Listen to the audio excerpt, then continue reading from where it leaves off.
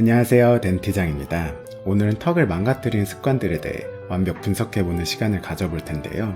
오늘 컨텐츠 역시 SCI급 학술지의 2021년에 최근에 게재된 논문을 근거로 설명드리고자 합니다. 구강 습관 또는 구강 행동은 생리적인 기능과 비생리적인 기능으로 구성이 되는데 이들은 턱관절 장애와 연관이 있습니다. 생리적인 기능으로는 음식을 씹는 행위, 말하기, 삼키기, 숨쉬기 등이 있고요. 비생리적인 기능으로는 밤이나 낮에 하는 이갈이, 정상적인 위치에서 벗어나는 턱의 위치 이동, 껌 씹기, 물건 깨물기, 혀를 밀기 등이 있겠습니다. 구강 행동은 저작계에 하중을 만들고 미세한 외상을 일으킨다고 주장이 되어 왔는데요. 이런 구강 행동을 체크하는 자가 설문지가 존재하는데 어떤 건 통상적으로 생리적인 행동으로 여겨지고 어떤 건 과도하게 했을 때 비생리적인 기능으로 여겨지는지 더 분석해 볼 필요가 있습니다. 이 연구는 턱관절 질환 환자와 비턱관절 환자 그룹에 있어 이러한 설문 항목들의 평균이 어느 정도인지를 비교하였고요. 이 군간에 이런 행동을 하는 데 있어 어떤 디테일한 차이가 있는지를 분석해 보았습니다. 이 연구에서는 통증과 기능장애에 따라 턱관절 질환 그룹을 세부적으로 나눴는데요. 첫 번째는 통증은 없고 기능장애만 있는 턱관절 그룹. 여기서 기능장애란 소리가 나거나 턱이 걸리는 것을 의미합니다. 둘째는 통증만 있고 기능장애는 없는 그룹. 여기서 통증은 관절 쪽이나 근육 쪽 또는 두 군데 모두를 포함하는 통증을 뜻합니다. 셋째는 통증과 기능장애가 모두 있는 턱관절 질환 환자 그룹입니다. 설문지의 구성을 조금 더 자세히 살펴볼까요? 원래 21개의 질문 항목으로 구성되어 있는데 이 중 2개의 항목은 수면 중 일어나는 것을 묻기 때문에 이를 제외한 19개 항목으로 연구를 진행하였습니다. 전달에 얼마나 구강 행동을 했는지 그 빈도에 따라 0에서 4점 척도로 적게 되고요.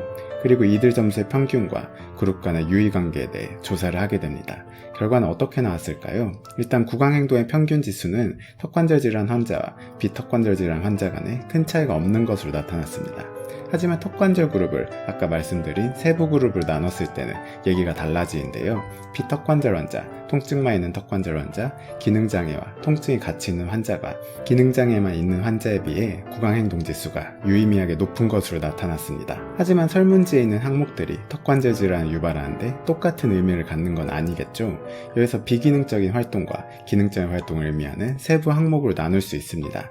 비기능적인 활동은 제가 여러 영상에서 턱관절 질환을 유발할 수 있다는 항목들과 관련이 있는 것으로 깨어있는 동안 이갈이, 이악물기, 위아래 치아를 대고 있는 것, 이악물기 없이 근육 긴장시키기, 턱을 한쪽으로 내밀거나 유지시키기, 턱 깨기 같은 턱을 뻣뻣하거나 긴장된 위치로 유지시키기, 기능적인 활동으로는 물건 물기, 껌 씹기, 식사 사이에 간식 먹기, 오래 말하기, 노래 부르기, 하품하기 등으로 나왔습니다. 나머지 항목들은 수치가 애매하게 나와 위 두 그룹 중 하나로 속하는 것이 제외되었습니다. 여기서 비기능적인 활동 점수는 비턱관절 환자군보다 턱관절 질환 환자군에서 유의미하게 높게 나왔고요. 기능적인 활동 점수는 비턱관절 환자군보다 턱관절 질환 환자군에서 유의미하게 낮게 나왔습니다. 비기능적인 활동 점수는 턱관절 환자군들을 세부 그룹으로 나눈 비교에서도 그 차이가 유의미하게 나타나는데요. 비턱관절 환자군과 통증 자체가 있는 턱관절 환자군과 차이가 발생하였으며 통증만 있는 턱관절 질환 그룹과 기능장애만 있는 턱관절 그룹 간 차이도 유의미하게 나왔습니다. 기능활동 점수 차이는 어떻게 나왔을까요?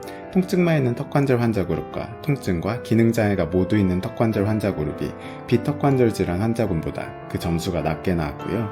통증만 있는 그룹은 기능장애만 있는 환자군에 비해 그 점수가 높게 나왔지만 통증과 기능장애가 모두 있는 그룹보다는 유의미할 정도로 높게 나오진 않았습니다. 오늘 알려드린 연구가 시사하는 바가 무엇일까요? 일단 설문지 항목 중 기능활동과 비기능활동에 모두 포함되지 않는 항목을 살펴볼 필요가 있는데 턱을 이용해 악기 연주를 하는 것은 제한된 그룹의 사람들과만 관련이 있어 그렇게 나타났다고 추정할 수 있고요. 어깨와 머리 사이에 폰을 사용하는 건 요새 스마트폰과 컴퓨터의 발달로 최근 보기 힘든 행위입니다. 손으로 턱을 기대거나 한쪽으로만 음식을 씹는 건 흔하긴 하지만 이 연구에서는 유의미한 요소로 나오진 않았습니다.